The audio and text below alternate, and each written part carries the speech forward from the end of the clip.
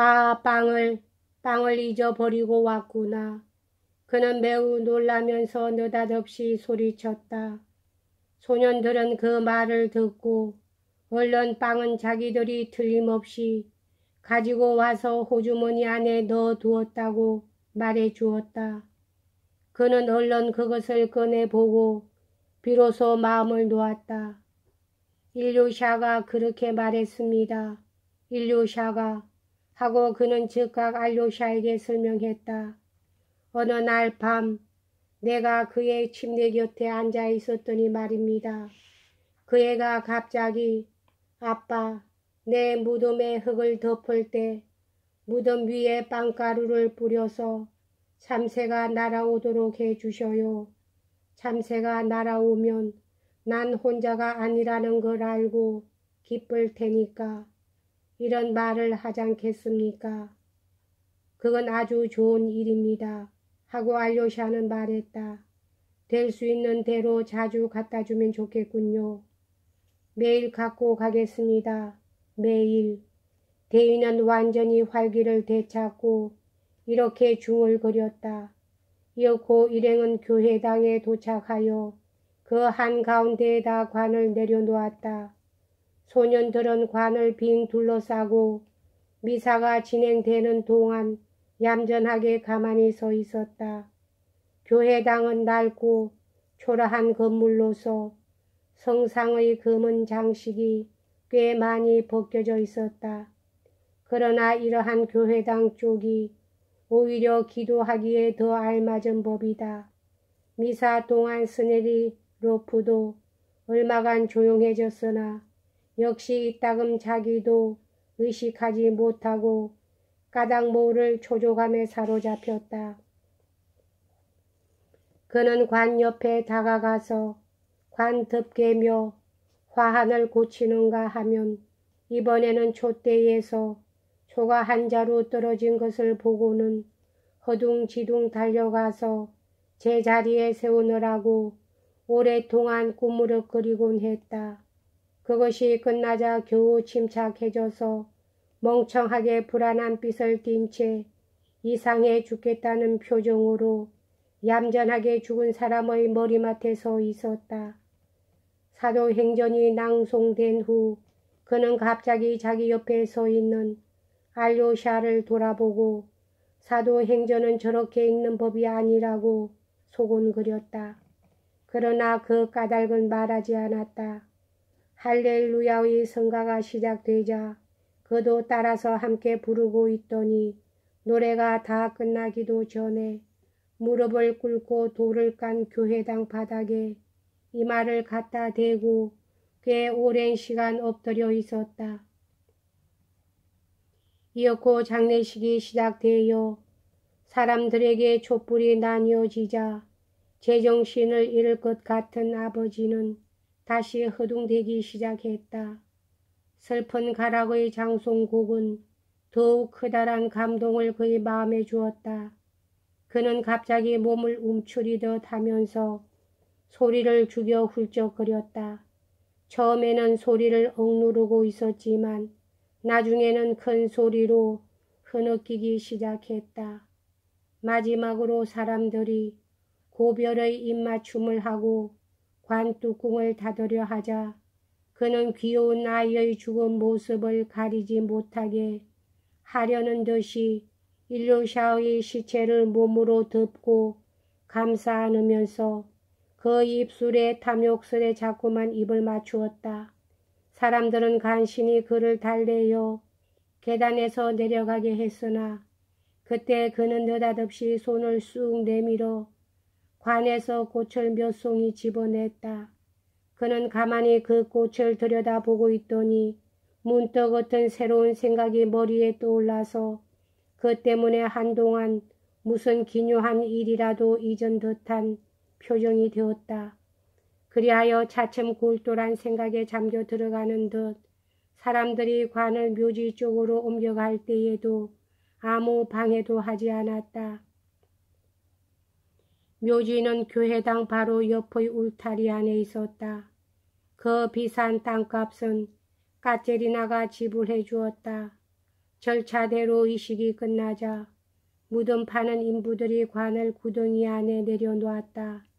그러자 스네리로프가 손에 꽃을 쥔 채 나직히 몸을 굽히고 구덩이 안을 들여다보았으므로 소년들은 깜짝 놀라 외투를 잡고 뒤로 끌어냈다. 그는 무슨 일이 진행되고 있는지 잘 모르는 것 같았다. 사람들이 흙을 덮기 시작하자 그는 갑자기 걱정스러운 듯이 떨어져 가는 흙을 손가락으로 가리키며 뭐라 중얼거리기 시작했다. 그러나 무슨 말을 하고 있는지 아무도 알아들을 수가 없었다. 그러다가 그는 다시 갑자기 얌전해졌다. 그때 사람들이 그에게 빵을 뿌리도록 일렀다. 그러자 그는 몹시 당황해하면서 빵을 꺼내더니 조금씩 무덤 위에 뿌렸다. 자, 새들아 날아온. 자, 참새들아 어서 날아온. 하고 그는 초조한 의조로 중얼거렸다. 아이들 중의 누군가가 꽃을 쥐고 있으면 빵을 뜯기가 불편할 테니 누구에게 잠깐 맡겨 놓으면 어떠냐고 말하자 그는 꽃을 누구에게 맡기기는커녕 마치 누가 빼앗기라도 할까봐 갑자기 경계하기 시작했다. 이제 매장이 끝나고 빵 조각도 다 뿌려진 것을 확인하자 그는 갑자기 뜻밖에도 더욱이 아주 유유히 발길을 돌려 자기 집 쪽으로 걸어가기 시작했다. 그러나 그의 걸음걸이는 걸음마다 차츰 바빠져서 나중에는 곧 달려갈 듯이 다급해졌다. 소년들과 알료샤는 그 뒤를 따라갔다. 엄마에게 꽃을 줘야지. 엄마에게 꽃을 줘야지. 아까 그렇게 무안을 다 주고 하고 큰 소리로 짓거려댔다. 누군가가 모자를 써야 한다. 무척 추워졌으니까 모자를 써야 한다고 주의를 주자 그 말을 듣고 몹시 화가 나는 듯이 그는 모자를 눈 위에 내동댕이 치며 모자는 필요 없다. 모자는 필요 없어. 하고 소리쳤다. 스무르프가 모자를 집어들고 뒤따라갔다. 소년들이 모두 울기 시작했다. 특히 골야와 트로이의 창건자를 알고 있는 그 소년이 가장 심하게 울었다. 스무르프도 대위의 모자를 든 채 엉엉 울고 있었다. 그러나 거의 뛰다시피 걸어가면서도 길가 눈 위에 빨갛게 보이는 벽돌 조각을 주워 들고 후루루 무리를 지어 날아가는 참새 떼를 향해 집어던질 만한 여유는 있었다. 물론 그것은 맞지 않았다. 그는 울면서 줄곧 총총 걸음으로 걸어갔다. 절반쯤 되는 곳에 이르렀을 때 대위는 다시 걸음을 멈추고 어떤 상념에 사로잡힌 듯이 한 30초가량 섰더니 갑자기 교회당 쪽으로 횡 몸을 돌려 방금 떠나온 무덤을 향해 달리기 시작했다. 소년들이 우르르 달려가서 사방에서 그에게 매달렸다. 그러자 그는 패배자처럼 힘없이 눈 위에 쓰러져 몸을 부들부들 떨고 소리 지르고 흐느껴 울고 하면서 아가 일루샤야 귀여운 아가 하고 부르짖기 시작했다.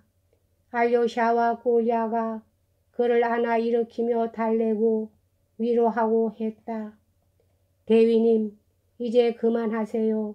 남자다운 사람이라면 참아야 합니다. 하고 골야가 중얼거렸다. 꽃이 다 망가집니다. 하고 알료샤도 말했다. 엄마가 꽃을 기다리고 계시지 않습니까? 그분은 가만히 앉아서 아까 일루샤의 꽃을 얻지 못해서 울고 계십니다. 집에는 아직도 일루샤의 침대도 남아있고요. 참 그렇군. 엄마한테 가야지.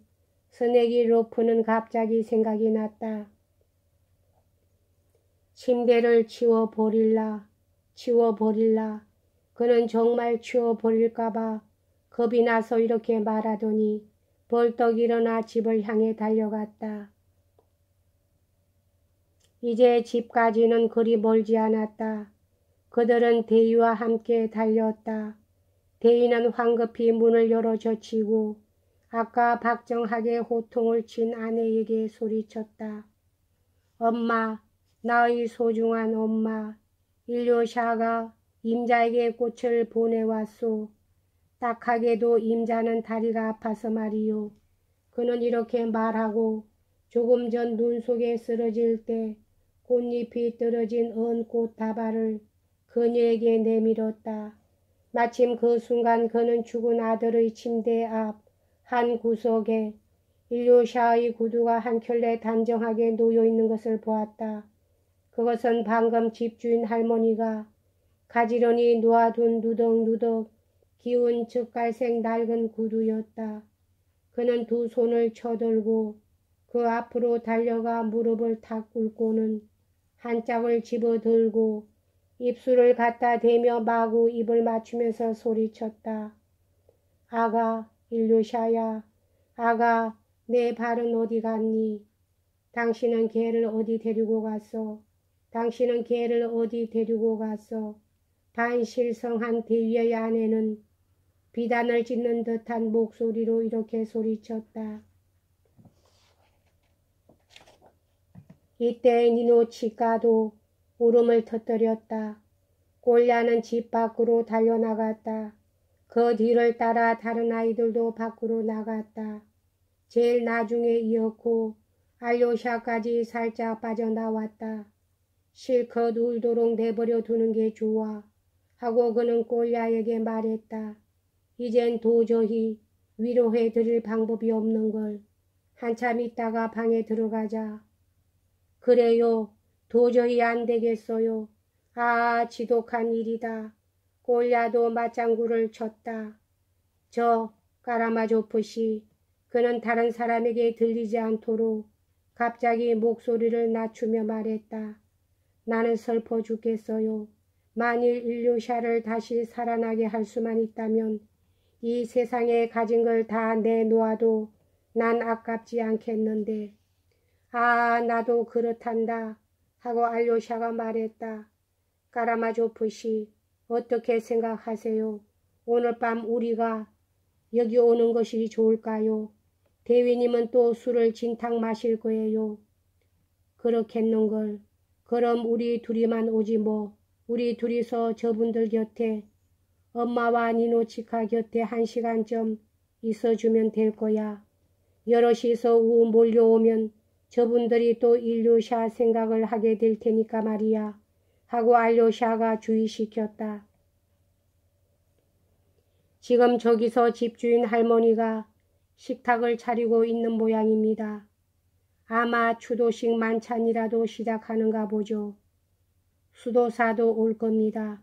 까라마조프씨, 우리도 지금 저기 가야 할까요? 꼭 가야지. 하지만 이상해요, 까라마조프씨. 이런 슬픈 때에 난데없이 벌린을 다 내놓다니 우리들의 종교로 봐서도 부자연스런 일이 아니에요.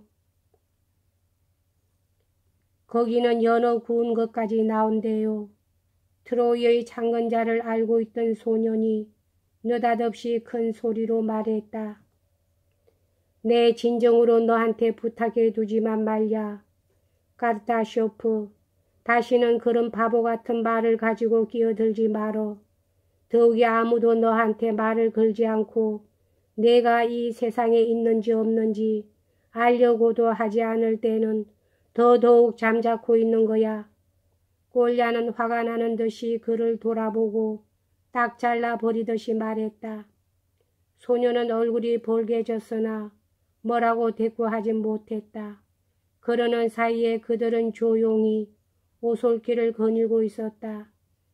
갑자기 스무로프가 큰 소리를 말했다.